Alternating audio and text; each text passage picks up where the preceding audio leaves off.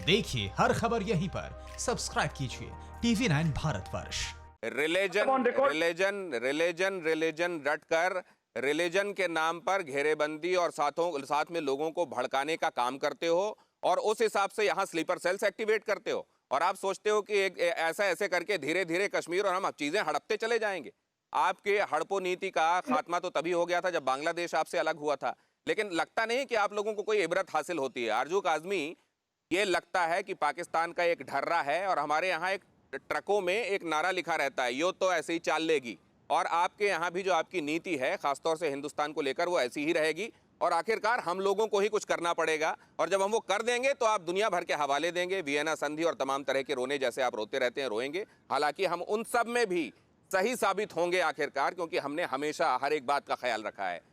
अगर हो सके तो वहाँ कुछ लोगों को अब आरजू जी ये समझाना शुरू करिए, कश्मीर की आरजू छोड़ दें। नहीं, ये चीज तो आप लोगों को भी थोड़ा सा सीखनी पड़ेगी और कोशिश करनी पड़ेगी कि अब मजीद दोनों मुल्कों में, दोनों देशों में जो है मजीद टेंशन ना हो। आपके लोग भी आराम से रहें, हमारे भी आराम से रहें। दोनों जगह पे लोगों को किसी किस्म का लड़ाई झगड़ा ना हो, आ जा सके, ताकि आप पाकिस्तान आए आरजू जी, ये तीली फेंक कर ये कहना कि आग नहीं लगनी चाहिए, ये कैसी कामना है आरजू जी? जो लोग तीलियां फेंकते हैं उनको कम से कम ये कामना नहीं करना चाहिए कि आग ना लगे। देखिए, ऐसा कुछ नहीं है, पाकिस्तान कोई तीलियां नहीं फेंक रहा। आप ये एलिगेशंस लगाना बंद कीजिए और आप लोग भी कुछ कोशिश कीजिए कि दोनों देशों में अमन हो, ताकि आप पाकिस्तान आए, घूमे फिरे जाए, हम इंडिया आए। सिरा साहब के साथ भोजन भी करना है मैंने आके इंडिया में, तो वो सब कुछ अच्छा होगा तभी तो आप आऊंगी ना, वरना तो आप लोग लड़ते रहे 100 साल और लड़ते रहे। आप लोगों की नेचर नहीं चेंज हो रही। प्रॉब्लम सारी ये है, आप पाकिस्तान को एक्सेप्ट ही नहीं कर पा रहे। ये क्या है के सिन्हा साहब? ये इनका ऑब्सेसिव कंपल्सिव डिसऑर्डर है, एमनीजिया है, क्या है ये? इस तरह का माइंडसेट क्यों है? ये क्या, किस तरह की बीमारी है? इसको क्या नाम देते हैं?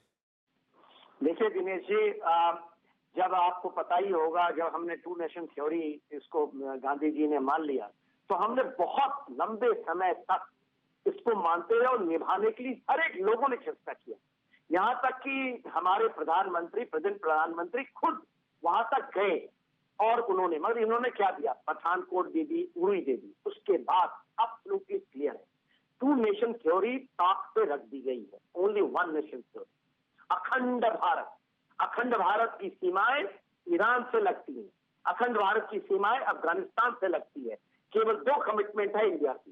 एक था जो हमारे फ्रंटियर गांधी के साथ किया था कि पख्तूनख्वास्तान हम देखना चाहते हैं, बलूचिस्तान में हमने बात की है।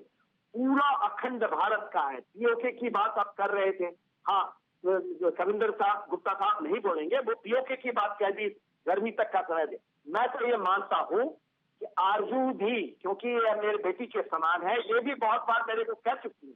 मेरे बहुत लोगों से बातचीत होती है, एनएलआई के लोगों से बात करते हैं।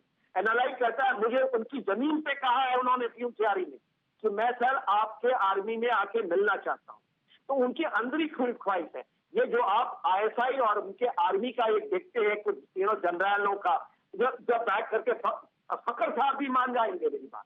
फखर साहब, आपको याद होगा, आप अभी तो थोड़े देर पहले कह रहे थे 300 धारा 370 और 35 से हटा था। उसके नेक्स्ट डे आपके इस्लामाबाद में और रावलपिंडी के अंदर में ही भारत के झंडे खंभों में लगे हुए थे।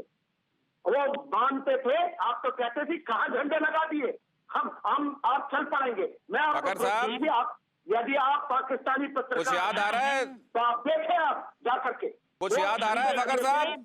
तो लोग आना चाहते थे भारत के साथ, तो ये थ्योरी की, ये मेरी कोई ऐसी सोच मेरी अपनी नहीं है, ये सारे लोग जवाब ले लें के सिन्हा साहब। लगता है कुछ याद आ रहा है, लगता है कुछ याद आ रहा है। सिन्हा साहब,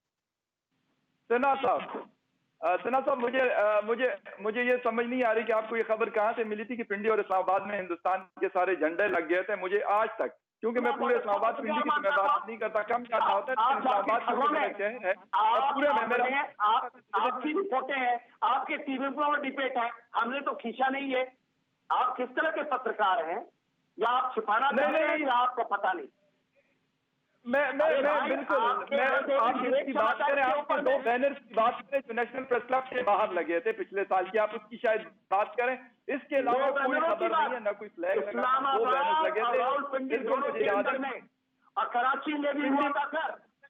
देखिए, आप पत्रकार हैं और मैं आपकी याददाश्त दिलाता हूँ, मैं तो अफसर, एक फौजी अफसर हूँ, वो मैं एक वेटरन हूँ और मैं लोगों से मिलता हूँ और मिला हूँ और हर एक तर्ज पे बात की है, चाहे वो जंगी मैदान हो या आपके टेररिज्म का मामला हो।